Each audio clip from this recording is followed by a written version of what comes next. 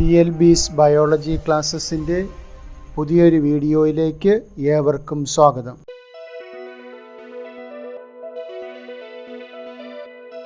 Cardiac cycle. നമ്മുടെ ഹൃദയത്തിൻ്റെ പ്രവർത്തനം ഒരു സൈക്ലിക്കൽ പ്രോസസ്സാണ്. ഹൃദയം എപ്പോഴും അത് കോൺട്രാക്റ്റ് ചെയ്തുകൊണ്ടിരിക്കുകയും ചെയ്യുന്നു, അതുപോലെ അത് റിലാക്സ് ചെയ്തുകൊണ്ടിരിക്കുകയും ചെയ്യുന്നു. ഈ കോൺട്രാക്ഷനും റിലാക്സേഷനും ഇങ്ങനെ ആവർത്തിച്ചുകൊണ്ട് ഇരിക്കുന്ന ഒരു പ്രോസസ്സാണ്, ഒരു സൈക്ലിക് പ്രോസസ്സാണ്. ഹ്യൂമൻ ബീയിങ്സിനെ സംബന്ധിച്ചിടത്തോളം ഹൃദയം ആണ് നമ്മുടെ ആദ്യം ഉണ്ടാകുന്ന ഓർഗൻ എന്ന് പറയുന്നത്. അമ്മയുടെ വയറ്റിൽ ഒരു ഭ്രൂണം, ഒരു ഫീറ്റസ് ഡെവലപ്പ് ചെയ്യുമ്പോൾ അതിൽ ആ വ്യക്തിയിൽ ആദ്യമായിട്ട് ഡെവലപ്പ് ചെയ്യുന്ന ഓർഗൻ എന്ന് പറയുന്നത് ഹാർട്ടാണ്. ഒരു 3-4 ആഴ്ച പ്രായമാകുമ്പോഴത്തേക്കും ഹാർട്ട് ബീറ്റ് ചെയ്യാൻ തുടങ്ങുന്നതാണ്. ആ ഒരു ഹാർട്ട് ബീറ്റിംഗ് എന്ന് പറയുന്ന ഒരു പ്രോസസ്സ് എൻറ്റയർ ലൈഫിൽ മരണം വരെ തുടർന്നുകൊണ്ടേയിരിക്കുന്നു. അപ്പോൾ ആ ഒരു പ്രോസസ്സിൽ എന്തൊക്കെയാണ് ആക്ടിവിറ്റീസ് നടക്കുന്നത്, അതാണ് നമ്മൾ ഈ കാർഡിയാക് സൈക്കിളിലൂടെ മനസ്സിലാക്കാൻ പോകുന്നത്. കാർഡിയാക് സൈക്കിൾ ഹാർട്ട് കോൺട്രാക്റ്റ് ചെയ്യുന്ന പ്രോസസ്സ്. ആ പ്രോസസ്സിനെ വിളിക്കുന്ന പേരാണ് സിസ്റ്റോൾ. ഹാർട്ട് ചുരുങ്ങുന്ന process, contraction of the heart chambers. Heart muscles ആ കോൺട്രാക്റ്റ് ചെയ്യുന്ന ചുരുങ്ങുന്ന പ്രോസസ്സിനെ വിളിക്കുന്ന പേരാണ് സിസ്റ്റോൾ. അതുപോലെ ആ ചേമ്പേഴ്സ് പഴയ അവസ്ഥയിലേക്ക് റിലാക്സ് ചെയ്യുന്ന പ്രോസസ്സ്, ചുരുങ്ങിയ കോൺട്രാക്റ്റ് ചെയ്ത ഹാർട്ട് മസിൽസ് പഴയ അവസ്ഥയിലേക്ക് എത്തുന്ന process relaxation. Relaxation of the heart chamber is diastole. രണ്ട് ടേം ഓർമ്മിക്കുക, systole, diastole. The contraction and subsequent relaxation of the chambers of the heart constitute a heartbeat. അപ്പോൾ സിസ്റ്റോളും ഡയസ്റ്റോളും കൂടെ ചേർന്നതാണ് ഒരു ഹാർട്ട് ബീറ്റ് എന്ന് വിളിക്കുന്നത്. അപ്പോൾ ഹാർട്ട് ബീറ്റ് നടക്കുമ്പോൾ സിസ്റ്റോൾ എന്ന് പറഞ്ഞു. സിസ്റ്റോൾ എന്ന് പറയുമ്പോൾ ഏട്രിയവും 4 ചേമ്പേഴ്സ് ഉണ്ടെന്നുള്ളത് അറിയാമല്ലോ. ഹാർട്ടിന് 4 ചേമ്പേഴ്സ് ഉണ്ട്, 2 ഏട്രിയവും ഉണ്ട്, 2 വെൻട്രിക്കിൾസും ഉണ്ട്. അപ്പോൾ ഇവിടെ കോൺട്രാക്ഷൻ നടക്കുമ്പോൾ അറ്റ് ഫസ്റ്റ് കോൺട്രാക്റ്റ് ചെയ്യുന്നത് ഏട്രിയമാണ്. ഏട്രിയത്തിൻ്റെ കോൺട്രാക്ഷനെ വിളിക്കുന്ന പേരാണ് ഏട്രിയൽ സിസ്റ്റോൾ. അപ്പം അതിനുശേഷം അടുത്ത് കോൺട്രാക്റ്റ് ചെയ്യുന്നത്, ചുരുങ്ങുന്നത് വെൻട്രിക്കിളാണ്. വെൻട്രിക്കിളിൻ്റെ കോൺട്രാക്ഷനെ വിളിക്കുന്ന പേരാണ് വെൻട്രിക്കുലാർ സിസ്റ്റോൾ. അപ്പോൾ ആ ഒരു കോൺട്രാക്ഷൻ കഴിഞ്ഞാൽ അടുത്ത് നടക്കുന്ന പ്രോസസ്സ് എന്ന് പറയുന്നത് ഡയസ്റ്റോളാണ്. റിലാക്സ് ചെയ്യുന്ന പ്രോസസ്സാണ്. അത് ഏട്രിയവും വെൻട്രിക്കിളും ഒരുമിച്ചാണ് റിലാക്സ് ചെയ്യുന്നത്. അപ്പോൾ അതുകൊണ്ട് ജോയിൻറ്റ് ഡയസ്റ്റോൾ എന്നാണ് വിളിക്കുക. ഇപ്പോൾ ഫേസസ് ഓഫ് കാർഡിയാക് സൈക്കിളിൽ ജോയിൻറ്റ് ഡയസ്റ്റോൾ ഉണ്ട്, ഏട്രിയൽ സിസ്റ്റോൾ ഉണ്ട്, വെൻട്രിക്കുലാർ സിസ്റ്റോൾ ഉണ്ട്. The sequential event in the heart which is cyclically repeated is called the cardiac cycle. സൈക്ലിക്കായിട്ട് റിപ്പീറ്റ് ചെയ്യുന്ന ഈ ഈവൻസിനെ വിളിക്കുന്ന പേരാണ് കാർഡിയാക് സൈക്കിൾ എന്ന്. And it constitute atrial and ventricular systole. Atrial സിസ്റ്റോളും വെൻട്രിക്കുലാർ സിസ്റ്റോളും ഉണ്ട്, ആൻഡ് ഡയസ്റ്റോളും ഉണ്ട്. The heart beat 72 times per minute. ഒരു മിനിറ്റിൽ ആരോഗ്യമുള്ള ഒരു വ്യക്തിയുടെ ഹൃദയത്തിൻ്റെ ആവറേജ് ഹാർട്ട് ബീറ്റ് എന്ന് വിളിക്കുന്നത് എത്ര പ്രാവശ്യം ഉണ്ടാകും? ഒരു മിനിറ്റിൽ 72 പ്രാവശ്യമാണ് ഹാർട്ട് ബീറ്റ് ചെയ്യുന്നത്. So the duration of cardiac cycle is 0.8 second. അപ്പോൾ ഈ ഒരു കാർഡിയാക് സൈക്കിൾ മൊത്തം നടക്കുന്നതിന് ആവശ്യമായിട്ട് വരുന്ന സമയമെന്ന് പറയുന്നത് 0.8 സെക്കൻഡാണ്.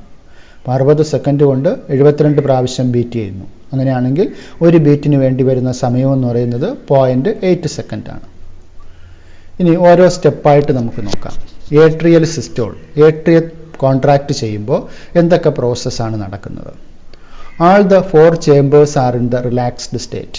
ഇപ്പോൾ ഏട്രിയൽ സിസ്റ്റോളിൻ്റെ തുടക്കത്തിൽ 4 ചേമ്പേഴ്സും 2 ഏട്രിയവും 2 വെൻട്രിക്കിളും റിലാക്സ്ഡ് സ്റ്റേറ്റിലായിരിക്കും.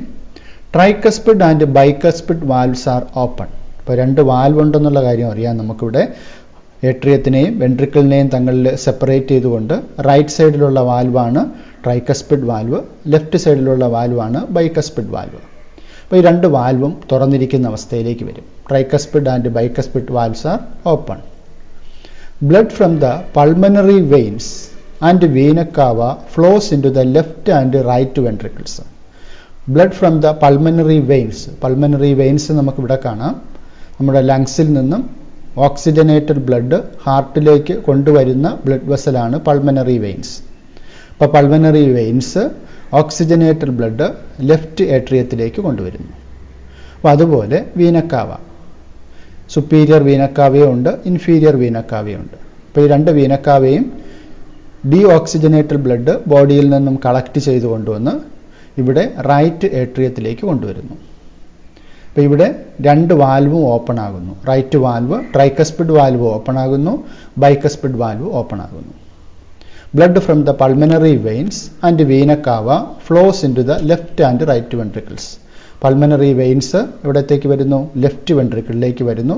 വീന കാവ റൈറ്റ് വെൻട്രിക്കിളിലേക്ക് വരുന്നു. Through the right and left atria, റൈറ്റും ലെഫ്റ്റും ഏട്രിയ വഴി. ഇനി വെൻട്രിക്കുലാർ സിസ്റ്റോളിലേക്ക് വരാം. The contraction of the ventricle is ventricular systole. ഇപ്പോൾ ഏട്രിയൽ സിസ്റ്റോൾ നടക്കുമ്പോൾ ഏട്രിയം കോൺട്രാക്ട് ചെയ്യുന്നു. ഏട്രിയത്തിൻ്റെ മസിൽസ് ചുരുങ്ങുന്നു. മസിൽസ് ചുരുങ്ങുന്നത് വഴി ഈ രണ്ട് വാൽവും ഓപ്പൺ ചെയ്ത് ബ്ലഡ് നേരെ വെൻട്രിക്കിളിലേക്ക് എത്തുന്നു. അടുത്ത പ്രോസസ്സ് എന്താണ്? വെൻട്രിക്കുലാർ സിസ്റ്റോളാണ്. വെൻട്രിക്കുലാർ സിസ്റ്റോൾ എന്ന് പറഞ്ഞാൽ വെൻട്രിക്കിൾ കോൺട്രാക്ട് ചെയ്യുക, വെൻട്രിക്കിളിലെ മസിൽസ് ചുരുങ്ങുക. The contraction of the ventricle is ventricular systole. It begins when the ventricles are full of blood. അപ്പോൾ ഏട്രിയൽ സിസ്റ്റോൾ സമയത്ത് ഈ രണ്ട് വാൽവും തുറന്നുകൊണ്ട് വെൻട്രിക്കിൾസ് ബ്ലഡ് കൊണ്ടങ്ങ് നിറയും. ബ്ലഡ് കൊണ്ടങ്ങ് നിറഞ്ഞു കഴിയുമ്പോഴാണ് വെൻട്രിക്കുലാർ സിസ്റ്റോൾ ആരംഭിക്കുന്നത്, വെൻട്രിക്കിൾ കോൺട്രാക്ട് ചെയ്യാൻ ആരംഭിക്കുന്നത്. When the ventricle begin to contract the tricuspid and bicuspid valve close.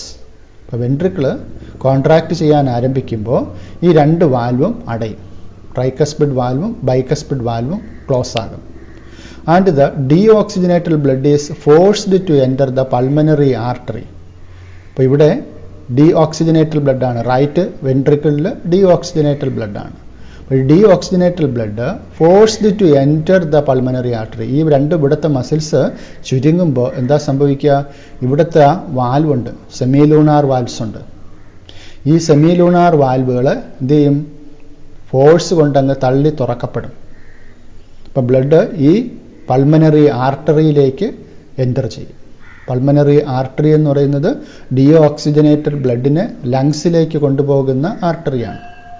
Pulmonary ആർട്ടറിയെ സംബന്ധിച്ച് ഓർക്കേണ്ട വസ്തുത എന്ന് പറയുന്നത് ഒരേ ഒരു ആർട്ടറിയാണ്, ഡീഓക്സിജനേറ്റഡ് ബ്ലഡ് കൊണ്ടുപോകുന്ന ഒരേ ഒരു ആർട്ടറിയാണ് പൾമനറി ആർട്ടറി. ബാക്കി എല്ലാ ആർട്ടറീസും ഓക്സിജനേറ്റഡ് ബ്ലഡാണ് വഹിക്കുന്നത്. ഡീഓക്സിജനേറ്റഡ് ബ്ലഡ് വഹിക്കുന്ന ഒരേ ഒരു ആർട്ടറിയാണ് പൾമനറി ആർട്ടറി. അതുപോലെ തന്നെ ഓക്സിജനേറ്റഡ് ബ്ലഡ് വഹിക്കുന്ന ഒരേ ഒരു വെയിനാണ് പൾമനറി വെയിൻ.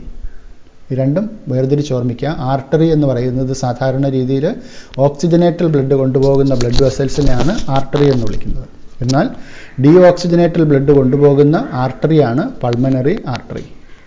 അതുപോലെ ഓക്സിജനേറ്റഡ് ബ്ലഡ് കൊണ്ടുവരുന്ന വെയിനാണ് പൾമനറി വെയിൻ. ലങ്സിൽ നിന്ന് ഓക്സിജനേറ്റഡ് ബ്ലഡ് കൊണ്ടുവരുന്ന ബ്ലഡ് വെസലാണിത് പൾമനറി വെയിൻ. ഓക്കെ, അപ്പോൾ ഇവിടെ വെൻട്രിക്കിൾസ് കോൺട്രാക്ട് ചെയ്യുമ്പോൾ എന്താ സംഭവിക്കുക? ഈ രണ്ട് ട്രൈക്കസ്പിഡ് വാൽവും ബൈക്കസ്പിഡ് വാൽവും ക്ലോസ് ആകുന്നു. പിന്നെ അടുത്ത് എന്താ സംഭവിക്കുക? ഇവിടുത്തെ ഈ lunar valves, semi lunar valves open ആകും. അപ്പോൾ pulmonary ആർട്ടറിയിൽ എവിടെയുള്ള semi lunar valve open ചെയ്തിട്ട് റൈറ്റ് വെൻട്രിക്കിളിൽ നിന്നും ബ്ലഡ് നേരെ പൾമനറി ആർട്ടറിക്കകത്തേക്ക് പ്രവേശിക്കുന്നു. അതുപോലെ ഇവിടെ അയോർട്ടയിലുള്ള സെമി ലൂണാർ വാൽവ് ഇവിടെയുണ്ട്.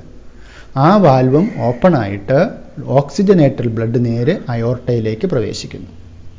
When the ventricles begin to contract the tricuspid and bicuspid valves close. രണ്ട് വാൽവും ക്ലോസ് ആകുന്നു. And the deoxygenated blood is forced to enter the pulmonary artery and oxygenated blood enter the aorta, opening the semi lunar valves. അപ്പോൾ ഇവിടെയുള്ള semi lunar വാൽവ്സിനെ open ചെയ്തുകൊണ്ട് oxygenated blood left വെൻട്രിക്കിളിൽ നിന്നും അയോർട്ടയിലേക്കും ഡീഓക്സിജനേറ്റഡ് ബ്ലഡ് റൈറ്റ് വെൻട്രിക്കിളിൽ നിന്നും pulmonary ആർട്ടറിയിലേക്കും പ്രവേശിക്കുന്നു. ഇനി ഡയസ്റ്റോൾ എന്ന് പറയുന്നത് നേരത്തെ സൂചിപ്പിച്ചു, ഹാർട്ട് മസിൽസ് റിലാക്സ് ചെയ്യുന്ന പ്രോസസ്സാണ്. കോൺട്രാക്ഷനിൽ നിന്നും പഴയ അവസ്ഥയിലേക്ക് എത്തുന്ന പ്രോസസ്സാണ് ഡയസ്റ്റോൾ എന്ന് പറയുന്നത്. The relaxation of the heart chambers after contraction is diastole. Atria and ventricles relax simultaneously. അപ്പോൾ ഏട്രിയവും വെൻട്രിക്കിളും ഒരേ സമയത്താണത് റിലാക്സേഷനിൽ ഏർപ്പെടുന്നത്. So it is known as joint diastole. അതുകൊണ്ട് അതിന് ജോയിൻറ്റ് ഡയസ്റ്റോൾ എന്നാണ് വിശേഷിപ്പിക്കുന്നത്. During atrial diastole right atrium is filled with deoxygenated blood and left atrium is filled with oxygenated blood from the lungs.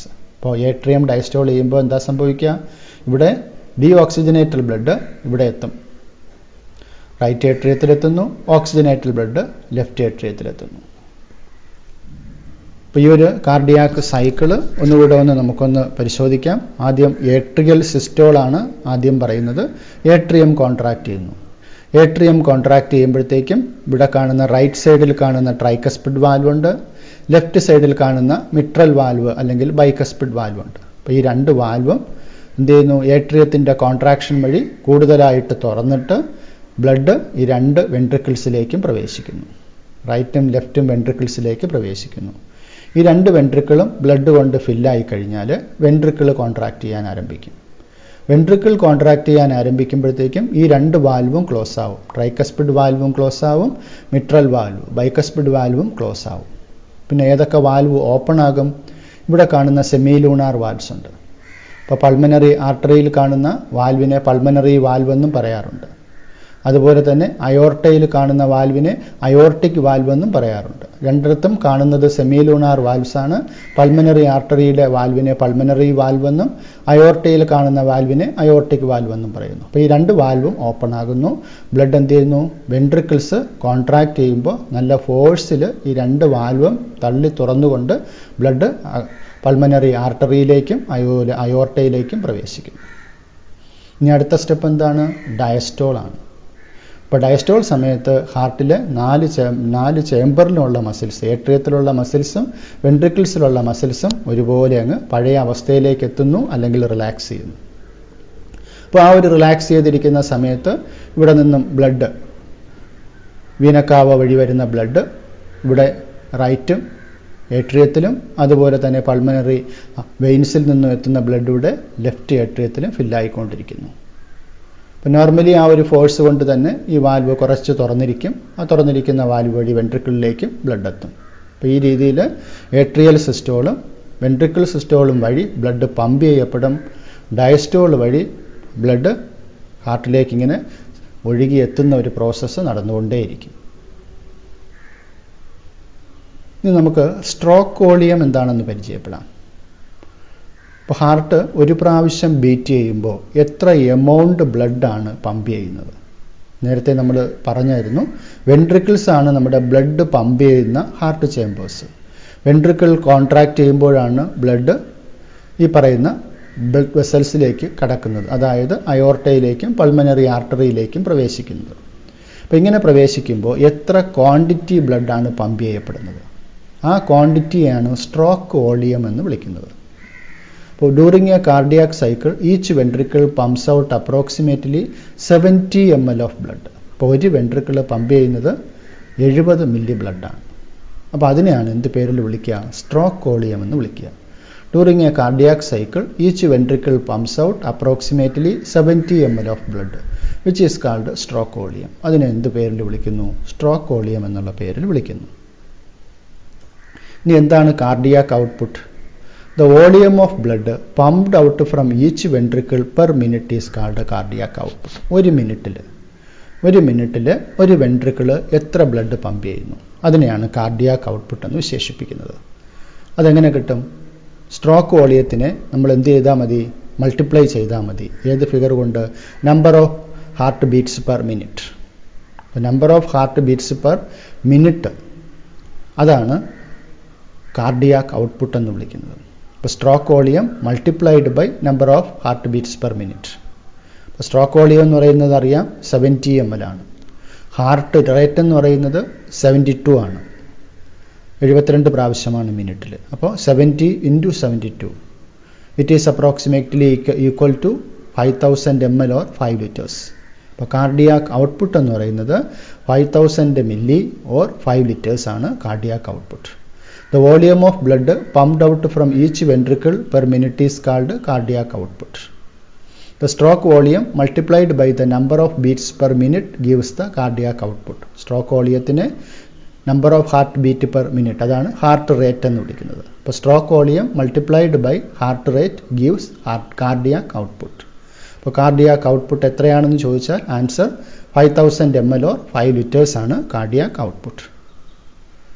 ഇനി ഹാർട്ടിൻ്റെ sound, lub dub lub dub lub dub എന്ന് പറയുന്ന സൗണ്ടൊക്കെ നിങ്ങൾ കേട്ടിട്ടുണ്ടാകും. അപ്പോൾ ഹാർട്ടിൻ്റെ സൗണ്ട് എങ്ങനെയാണ് ഉണ്ടാകുന്നത് നോക്കാം. During each cardiac cycle, two prominent sounds are produced, which can be heard using a stethoscope. Doctors എന്ത് അസുഖമായിട്ട് നമ്മൾ മിക്കവാറും പോയാലും നമ്മുടെ ഹാർട്ട് ബീറ്റ് ചെക്ക് ചെയ്യാറുണ്ട്. അത് ചെക്ക് ചെയ്യാൻ ഉപയോഗിക്കുന്ന ഉപകരണമാണ് സ്റ്റെതസ്കോപ്പ്. ഹാർട്ട് ബീറ്റ് കേൾക്കുവാൻ ഉപയോഗിക്കുന്ന ഉപകരണമാണ്, ഇൻസ്ട്രുമെൻ്റാണ് സ്റ്റെതസ്കോപ്പ്. ഇപ്പോൾ ഹാർട്ടിൻ്റെ സൗണ്ട് പറഞ്ഞു. ലബ് ഡബ് എന്നുള്ള സൗണ്ടാണ് ഹാർട്ട് പ്രൊഡ്യൂസ് ചെയ്യുന്നതെന്ന് പറഞ്ഞു. The first heart sound is lub, which is associated with the closure of the tricuspid and bicuspid valve. ഓർക്കുക, നമ്മുടെ ഹാർട്ടിൽ നിന്നും കേൾക്കുന്ന സൗണ്ട് അത് നമ്മുടെ ഈ 4 വാൽവുകളും ക്ലോസ് ആകുന്ന സൗണ്ടാണ്. 4 വാൽവുകൾ എന്ന് പറയുന്നത് ട്രൈക്കസ്പിഡ് വാൽവുണ്ട്, ബൈക്കസ്പിഡ് വാൽവുണ്ട്, അതുപോലെ സെമിലൂണാർ വാൽവ്സ് ഉണ്ട്. അതിന് നമ്മൾ പൾമനറി വാൽവ് എന്നും അയോർട്ടിക് വാൽവ് എന്നുള്ള പേരിലും പറയാറുണ്ട്. അപ്പോൾ ഈ 4 വാൽവുകളും ക്ലോസ് ആകുന്ന സൗണ്ടാണ് ലബ് ഡബ് എന്ന് പറയുന്ന സൗണ്ട്. അതിലെ ഫസ്റ്റ് സൗണ്ട് എന്ന് പറയുന്ന ലബ്, അത് ട്രൈക്കസ്പിഡ് വാൽവും ബൈക്കസ്പിഡ് വാൽവും ക്ലോസ് ആകുന്ന സൗണ്ടാണ്. അതായത് നമ്മൾ വെൻട്രിക്കുലാർ സിസ്റ്റോളിൻ്റെ സമയത്ത്, വെൻട്രിക്കിൾ കോൺട്രാക്റ്റ് ചെയ്യുന്ന സമയത്ത്, വെൻട്രിക്കിൾ ചുരുങ്ങുന്ന സമയത്ത് ഈ 2 വാൽവുകളെയും തള്ളി അങ്ങ് അടയ്ക്കുകയാണ് ചെയ്യുന്നത്.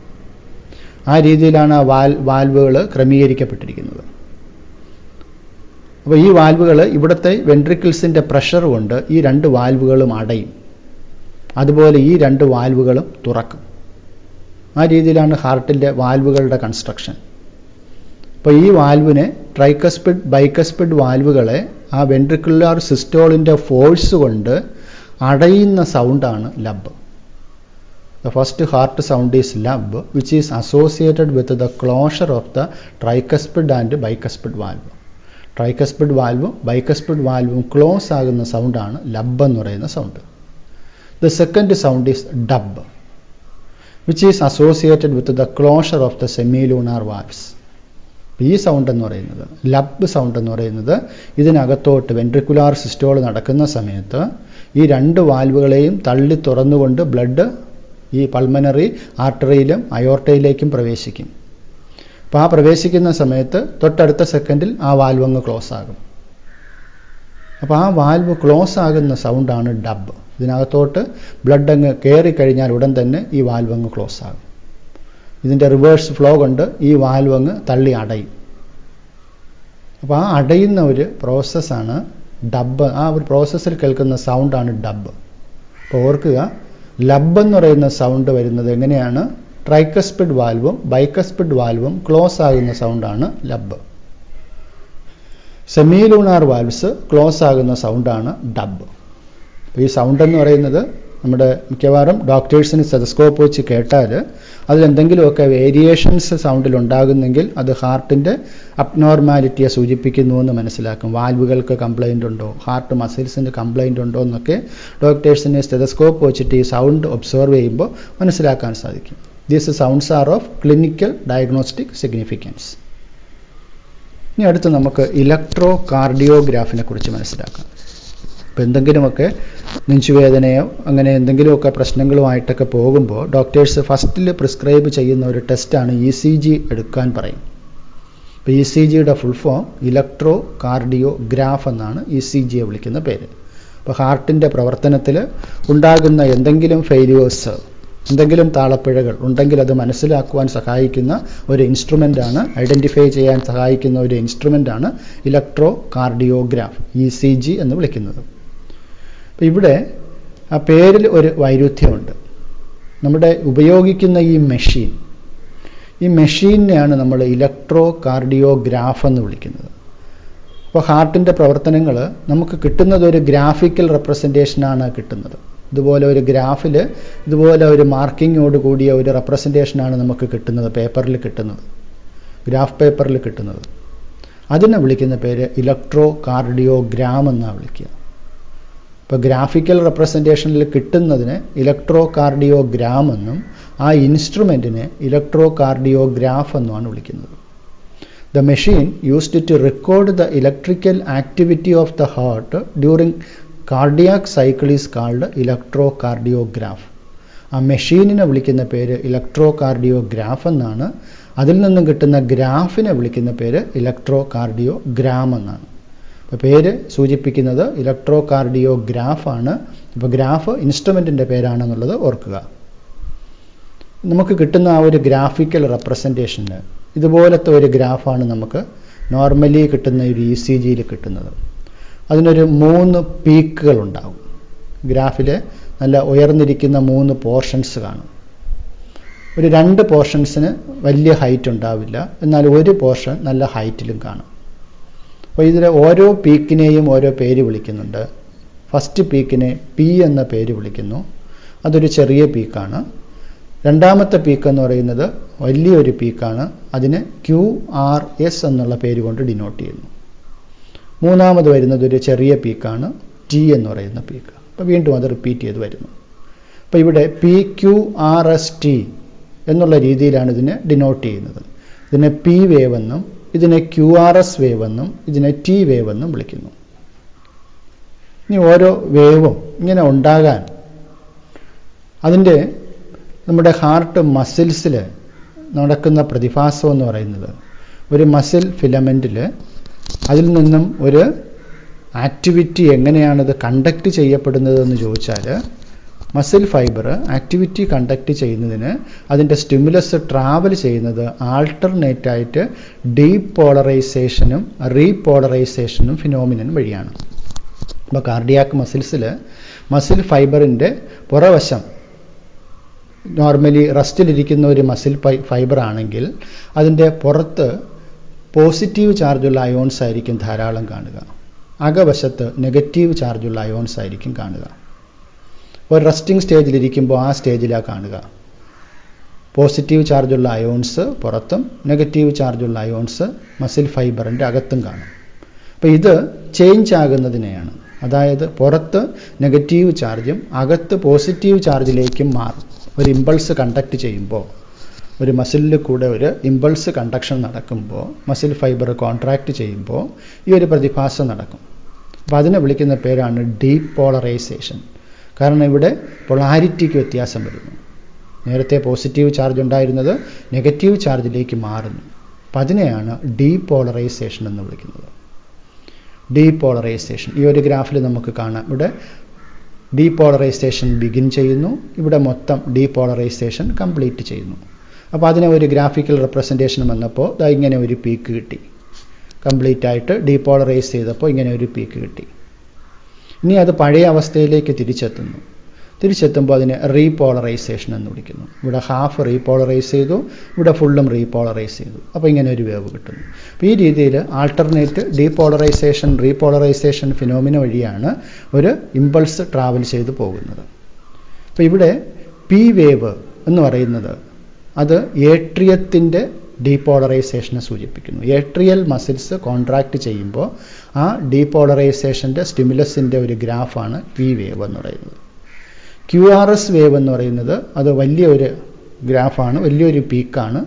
അത് നല്ല കൂടുതലായിട്ട് മസിൽ കോൺട്രാക്ഷൻ നടക്കുന്നതിനെ സൂചിപ്പിക്കുകയാണ്. അപ്പോൾ ഏറ്റവും സ്ട്രോങ് ആയിട്ട് കോൺട്രാക്ട് ചെയ്യുന്നത് ഏട്രിയത്തിൻ്റെ മസിലല്ല, വെൻട്രിക്കിൾസിൻ്റെ മസിൽസാണ്, ventricular മസിൽസാണ്.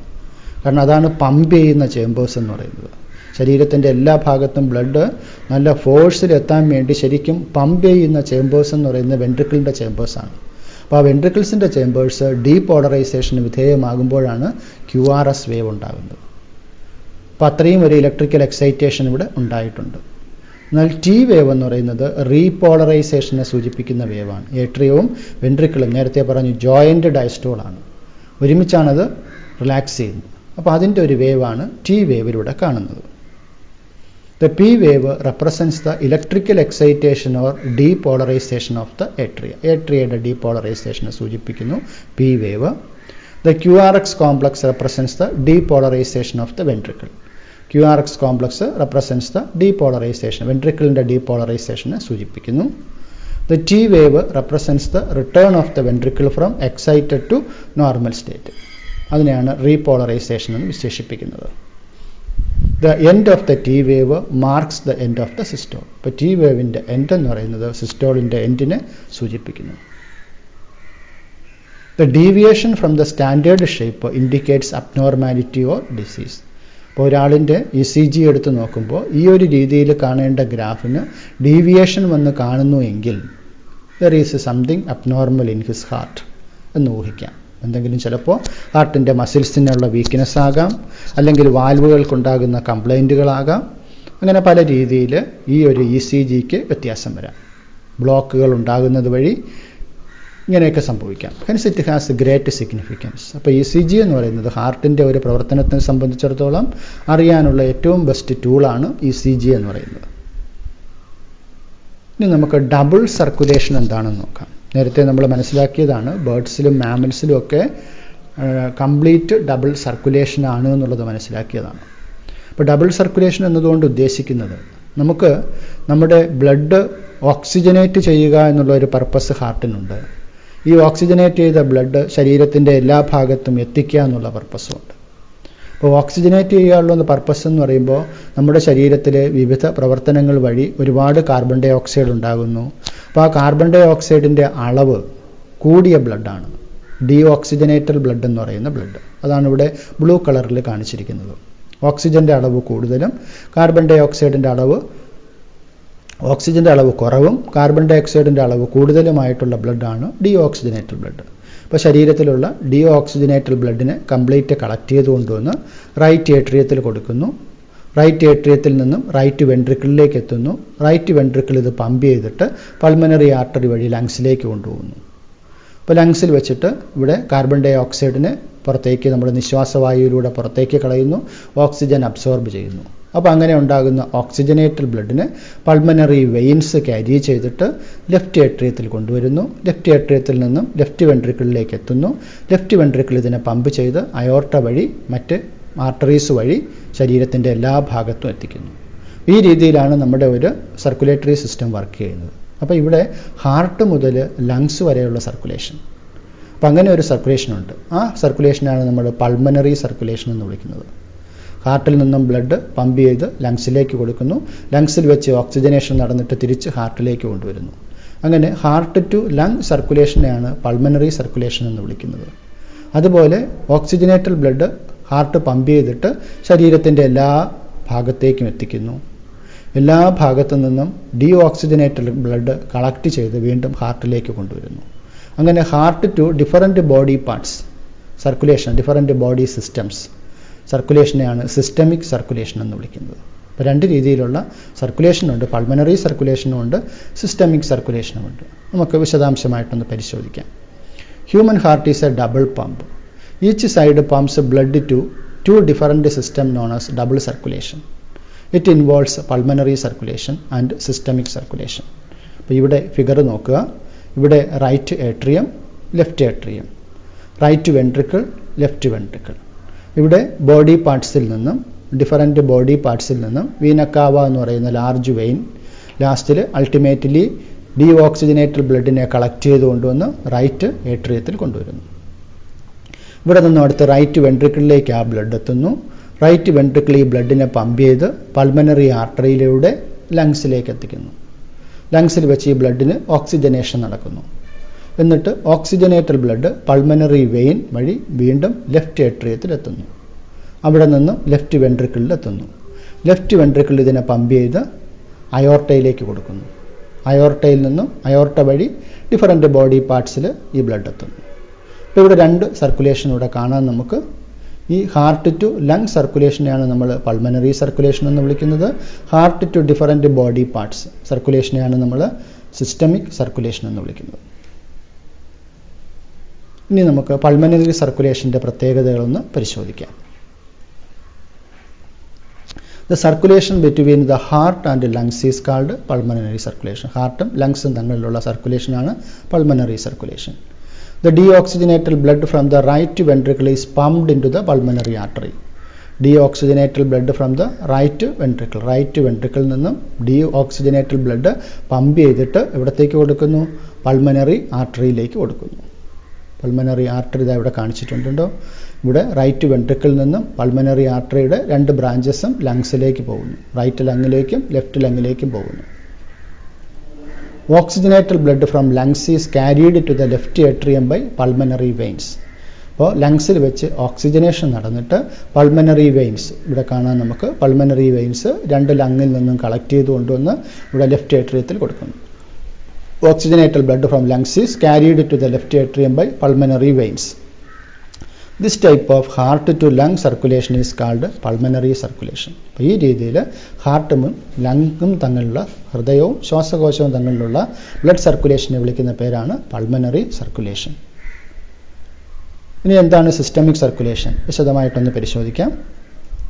The circulation between the heart and various body parts is called systemic circulation. ഹാർട്ടും വേരിയസ് ബോഡി പാർട്സും തമ്മിലുള്ള സർക്കുലേഷൻ ആണ് systemic circulation. In this circulation, oxygenated blood from the left ventricle is pumped into the aorta. Left വെൻട്രിക്കിളിൽ നിന്ന് blood നേരെ അയോർട്ടയിലേക്ക് pump ചെയ്യുന്നു. The arteries from the aorta supply blood to all parts of the body. അപ്പോൾ ഇവിടെ aorta വീണ്ടും branch ചെയ്ത് different arteries ആയിട്ട് മാറുന്നു. ആർട്ടറീസ് കാപ്പിലറീസ് ആയിട്ടൊക്കെ മാറി ശരീരത്തിൻ്റെ എല്ലാ ഭാഗത്തേക്കും ബ്ലഡ് എത്തിക്കുന്നു. The deoxygenated blood from the tissues is returned to the right atrium by superior and inferior vena cava.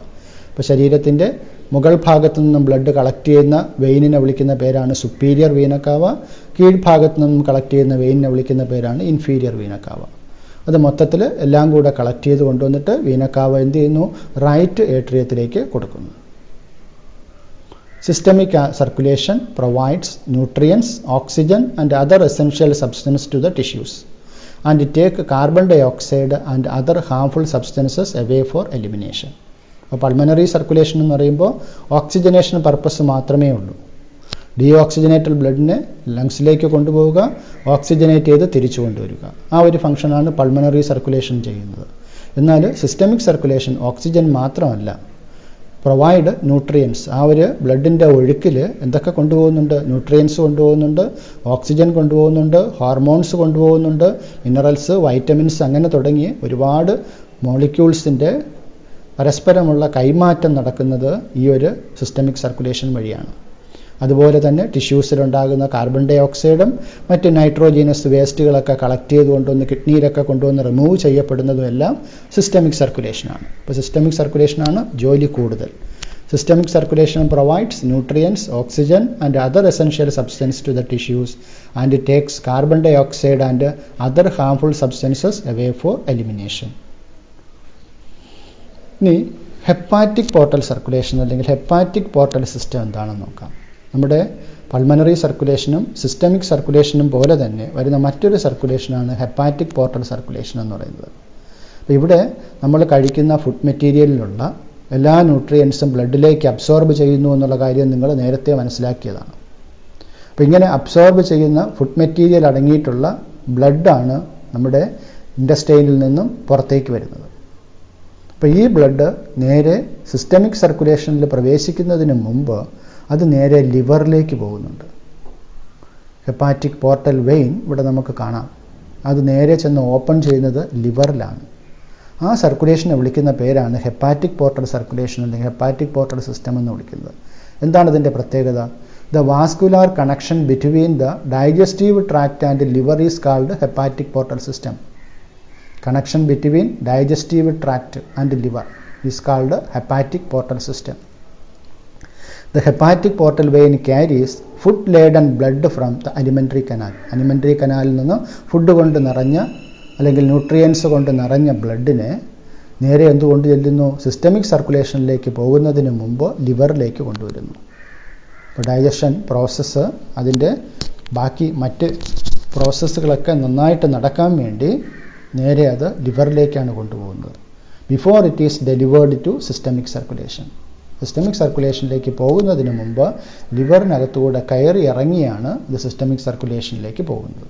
അപ്പോൾ ആ രീതിയിൽ അലിമെൻ്ററി കനാൽ ടു ലിവർ സർക്കുലേഷനെ വിളിക്കുന്ന പേരാണ് hepatic portal circulation or hepatic portal system. ഇനി അതുപോലത്തെ മറ്റൊരു സർക്കുലേഷൻ ഉണ്ട്, that is coronary circulation. Heart to heart circulation എന്ന് വേണമെങ്കിൽ നമുക്ക് പറയാം. എല്ലാ മസിൽസിനെയും പോലെ തന്നെ ഹാർട്ട് മസിൽസിനും അതിന് പ്രവർത്തിക്കണമെങ്കിൽ അതിന് ഓക്സിജൻ കിട്ടണം. അതുപോലെ തന്നെ ഹാർട്ട് മസിൽസിൽ പ്രൊഡ്യൂസ് ചെയ്യുന്ന കാർബൺ ഡൈ ഓക്സൈഡും മറ്റും റിമൂവ് ചെയ്യപ്പെടണം. അപ്പോൾ ഓക്സിജനും ന്യൂട്രിയൻസും ഒക്കെ ഹാർട്ട് മസിൽസിനും ആവശ്യമാണ്. കാരണം അത് കണ്ടിന്യൂസ് ആയിട്ട് വർക്ക് ചെയ്തുകൊണ്ടിരിക്കുന്ന ഒരു മെഷീനാണ് ഹാർട്ട്. അപ്പോൾ ആ രീതിയിൽ ഹാർട്ട് ടു ഹാർട്ട് സർക്കുലേഷൻ, അപ്പോൾ ഹാർട്ടിന് ആവശ്യമായിട്ടുള്ള ബ്ലഡ്, ഹാർട്ട് മസിൽസിന് ആവശ്യമായിട്ടുള്ള, കാർഡിയാക് മസിൽസിന് ആവശ്യമായിട്ടുള്ള ബ്ലഡും ബ്ലഡ് ആണ് അത് ഓക്സിജനും ന്യൂട്രിയൻസും ഒക്കെ കൊടുക്കുന്നത്. അതിന് കൊറോണറി ആർട്ടറി എന്ന് പറയുന്ന ആർട്ടറി ഉണ്ട്. കൊറോണറി ആർട്ടറിയാണ് ഈ ജോലി ചെയ്യുന്നത്. കൊറോണറി ആർട്ടറി ജോലി ചെയ്യുന്നു. അതുപോലെ തന്നെ കൊറോണറി വെയിൻ തിരിച്ചും വേസ്റ്റ് ഡീഓക്സിജനേറ്റഡ് ബ്ലഡ് കളക്ട് ചെയ്യുന്നു. അങ്ങനെ ഹാർട്ട് ടു ഹാർട്ട് സർക്കുലേഷനാണ് കൊറോണറി സർക്കുലേഷൻ. നോക്കാം. The circulation of blood between heart chambers and heart walls. Heart ചേമ്പേഴ്സിനും ഹാർട്ട് വാൾസിനും ആവശ്യമായിട്ടുള്ള ബ്ലഡ് സർക്കുലേഷനാണ് കൊറോണറി സർക്കുലേഷൻ എന്ന് വിളിക്കുന്നത്. അടുത്ത് നമുക്ക് എങ്ങനെയാണ് നമ്മുടെ ഹാർട്ടിൻ്റെ ആക്ടിവിറ്റി കൺട്രോൾ ചെയ്യപ്പെടുന്നത്, ഹാർട്ട് ബീറ്റ് റെഗുലേറ്റ് ചെയ്യപ്പെടുന്നത്. റെഗുലേഷൻ ഓഫ് കാർഡിയാക് ആക്ടിവിറ്റി പഠിക്കാം. Human heart is myogenic. നേരത്തെ നമ്മൾ മനസ്സിലാക്കിയ കാര്യമാണ്. മനുഷ്യൻ്റെ ഹൃദയത്തിന് തനിയെ തന്നെ അതിൻ്റെ ആക്ടിവിറ്റിയെ കൺട്രോൾ ചെയ്യാനുള്ള കപ്പാസിറ്റി ഉണ്ട്. അപ്പോൾ അതിൻ്റെ കോൺട്രാക്ഷന് ആവശ്യമായിട്ടുള്ള സ്റ്റിമുലസ് കൊടുക്കാനായിട്ട് ഇവിടെ കുറച്ച് നോഡൽ ടിഷ്യൂ ഉണ്ട് എന്നുള്ളത് മനസ്സിലാക്കി. അതിനെയാണ് നമ്മൾ SA നോഡ് എന്ന് വിളിക്കുന്നത്. സ്വയം ഇലക്ട്രിക്കൽ ഇമ്പൾസ് ജനറേറ്റ് ചെയ്യാൻ കപ്പാസിറ്റിയുള്ള മസിൽ ടിഷ്യൂ ആണ് ഈ നോഡൽ ടിഷ്യൂ. അതിനെ നമ്മൾ വിളിച്ച പേരാണ് SA നോഡ്, സൈനോ ഏട്രിയൽ നോഡ് എന്ന് വിളിക്കുന്നത്. അപ്പോൾ സ്വയം ഈ രീതിയിൽ വർക്ക് ചെയ്യുന്ന ഹാർട്ട് ആയതുകൊണ്ട് അതിനെ മയോജനിക് ഹാർട്ട് എന്നാണ് വിളിക്കുന്നത്. അല്ലാതെ ബ്രെയിനിൻ്റെ കൺട്രോളിൽ വർക്ക് ചെയ്യുകയാണെങ്കിൽ അത് ന്യൂറോജനിക് എന്ന് വിളിക്കും. അപ്പോൾ നമ്മുടെ എല്ലാ ഓർഗൻസും ന്യൂറോജനിക്കാണ്, എന്നാൽ നമ്മുടെ ഹാർട്ട് മയോജനിക്കാണ്. That is auto regulated by specialised nodal muscle tissue.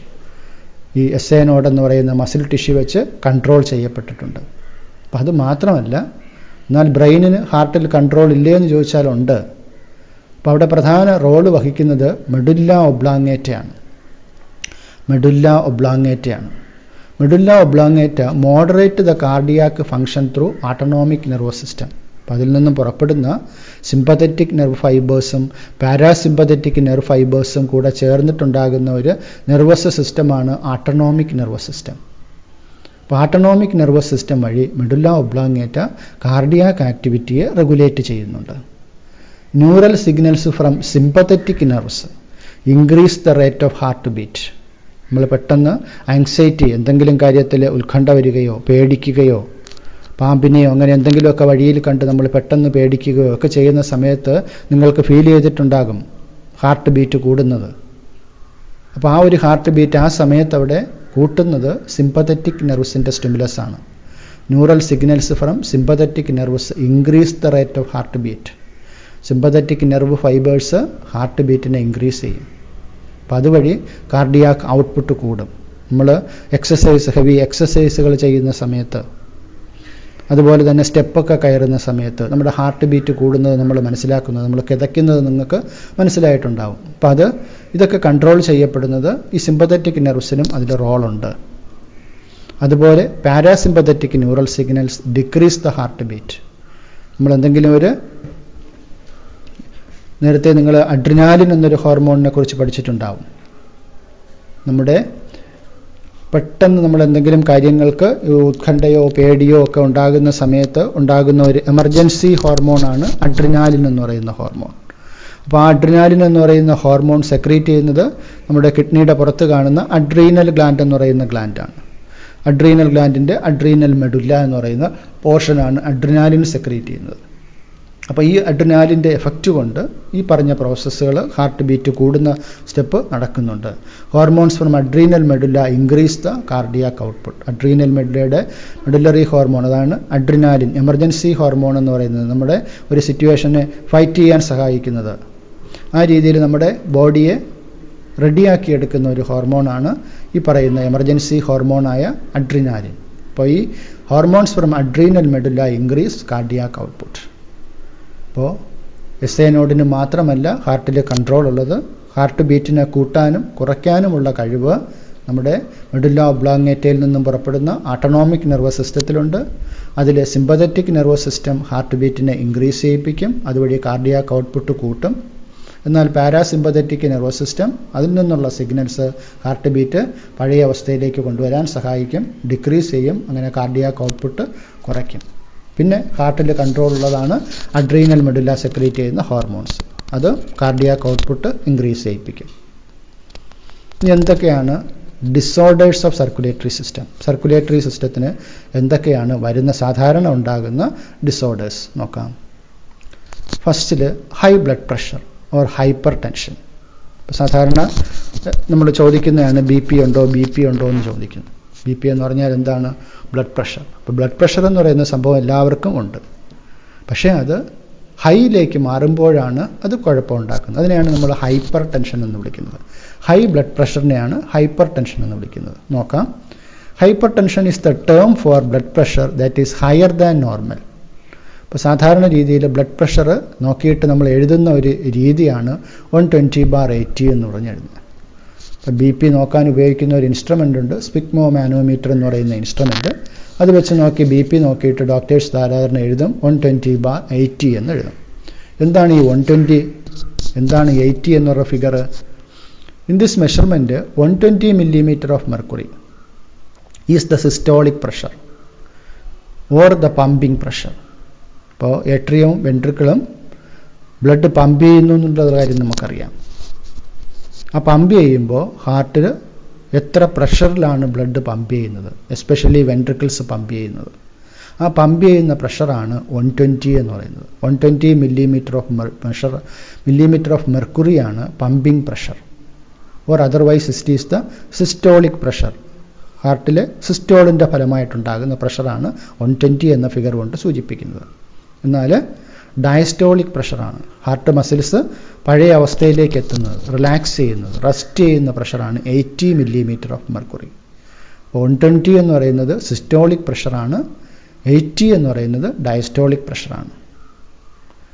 If repeated checks of blood pressure of an individual is 140/90 or അതിനെ നമ്മൾ സാധാരണ വായിക്കുക 140/90 എന്നാണ് വായിക്കുക. Or higher it shows hyper tension.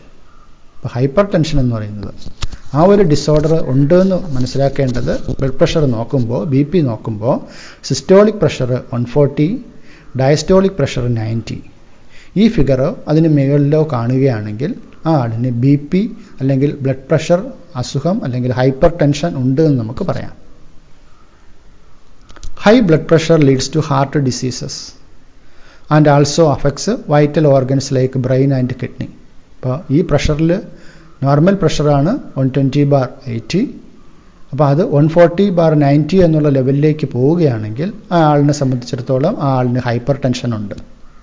അപ്പം അങ്ങനെ ഹൈപ്പർ ടെൻഷനുള്ള വ്യക്തിയെ സംബന്ധിച്ച് സംഭവിക്കാവുന്ന പ്രശ്നങ്ങളെന്ന് പറയുന്നത് ഹൈ ബ്ലഡ് പ്രഷറിൽ ബ്രെയിനിലേക്കൊക്കെ ബ്ലഡ് എത്തിക്കഴിഞ്ഞാൽ ബ്രെയിനിലുള്ള മൈന്യൂട്ടായിട്ടുള്ള ബ്ലഡ് കാപ്പിലറീസ് ഒക്കെ പൊട്ടിയിട്ട് ബ്ലഡ് ബ്ലീഡിങ് ഉണ്ടാവും. ആ കണ്ടീഷനിലാണ് നമ്മൾ സ്ട്രോക്ക് എന്ന് വിളിക്കുന്നത്. അങ്ങനെ സംഭവിക്കുമ്പോഴാണ് സ്ട്രോക്ക് ഉണ്ടാകുന്നത്. ആ ഒരു പ്രശ്നം കിഡ്നിയിലും ഉണ്ടാകാം. ഹൈ ബ്ലഡ് പ്രഷറിൽ കിഡ്നി ട്യൂബ്യൂൾസിനകത്തോട്ടൊക്കെ ബ്ലഡ് വന്നു കഴിയുമ്പോൾ ട്യൂബുകൾ, നെഫ്രോൺ ട്യൂബുകളൊക്കെ ഡാമേജ്ഡായി പോകും. അടുത്ത ഡിസോർഡറാണ് atherosclerosis or otherwise coronary artery disease എന്നുള്ള പേരിലും ഇതിനെ വിളിക്കാറുണ്ട്. Atherosclerosis, atherosclerosis or coronary artery disease, അല്ലെങ്കിൽ ഷോർട്ട് ഫോമിൽ CAD. എന്താണ് അതറോസ്ക്ലീറോസിസ്? നോക്കൂ.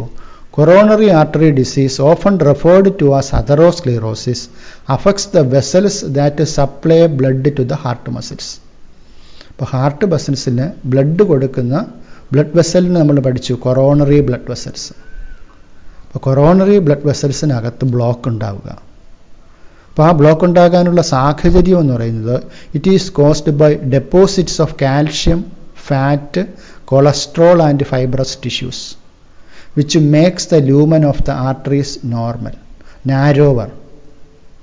അപ്പോൾ കൊറോണറി ആർട്ടറിക്കകത്ത് ഈ പറഞ്ഞ പ്രശ്നം ഉണ്ടായാൽ ഇതിനകത്ത് പ്ലാക്കിൻ്റെ ഡെപ്പോസിറ്റ്, ആ പ്ലാക്ക് ഡെപ്പോസിറ്റിൽ എന്തൊക്കെയാണ് അതിൻ്റെ കോൺസ്റ്റിറ്റ്യൂഷൻ വരിക? കാൽഷ്യം വരാം, കാൽഷ്യം ഡെപ്പോസിറ്റ് ചെയ്തിട്ട്, ഫാറ്റ് ഡെപ്പോസിറ്റ് ചെയ്തിട്ട്, കൊളസ്ട്രോൾ ഡെപ്പോസിറ്റ് ചെയ്തിട്ട്, ഫൈബ്രസ് ടിഷ്യൂസ് ഇങ്ങനെ വന്ന് കൂടിയിട്ട് which makes the lumen of the arteries narrower. ഇപ്പോൾ നോർമലായിട്ട് ഹാർട്ടിന് ബ്ലഡ് കിട്ടിക്കൊണ്ടിരിക്കണമെന്നുണ്ടെങ്കിൽ ഒരു സ്മൂത്തായിട്ട് ബ്ലഡ് ഇങ്ങോട്ട് ഒഴുകുന്ന ഒരു സാഹചര്യം ഈ പറയുന്ന ആർട്ടറിയിൽ ഉണ്ടാകണം.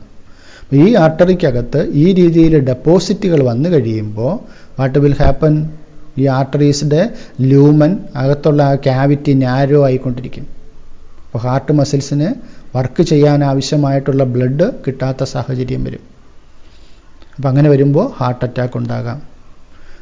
ഈ ഡിസീസിനെയാണ് atherosclerosis, coronary artery disease or CAD എന്നുള്ള ടേം കൊണ്ട് വിശേഷിപ്പിക്കുന്നത്.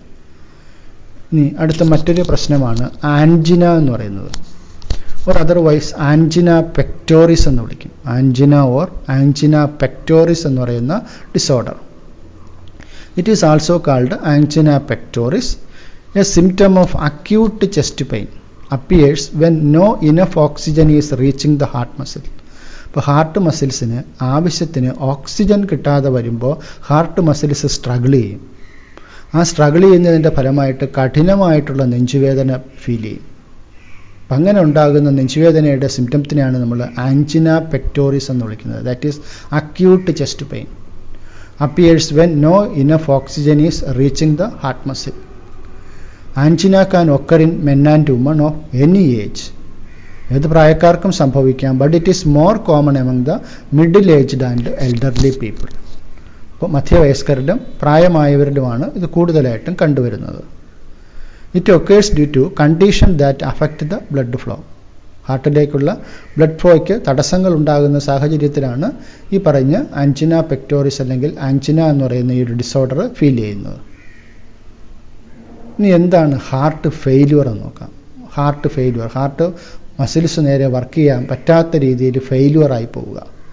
Heart failure means the state of heart when it is not pumping blood effectively enough to meet the needs of the body. അപ്പോൾ ശരീരത്തിന് ആവശ്യത്തിനുള്ള ബ്ലഡ് സപ്ലൈ ചെയ്യാനുള്ള കഴിവ് heart മസിൽസിന് നശിച്ചു പോകുന്ന അവസ്ഥ, ഇല്ലാതാകുന്ന അവസ്ഥ.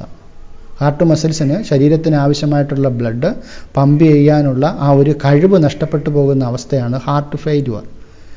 It is sometimes called congestive heart failure. അപ്പോൾ ഇതിന് കൺജസ്റ്റീവ് ഹാർട്ട് ഫെയില്യൂർ എന്നും പറയാറുണ്ട്. കാരണമെന്ന് പറഞ്ഞാൽ congestion of the lungs is one of the main symptom of this disease.